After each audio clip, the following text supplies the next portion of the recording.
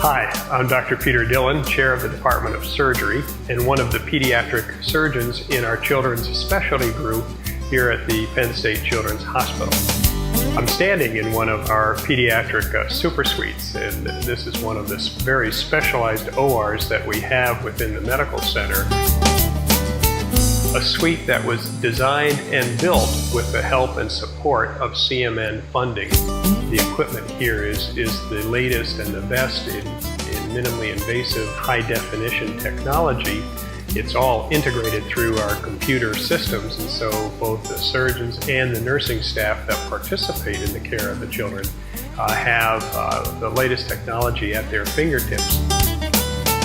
It also allows us to bring the latest minimally invasive or laparoscopic equipment into the operating rooms. There are very few rooms like this. We've been fortunate to build 2 of them here within the medical center. Thanks to you, all of this is possible, and we couldn't do it without your help and support.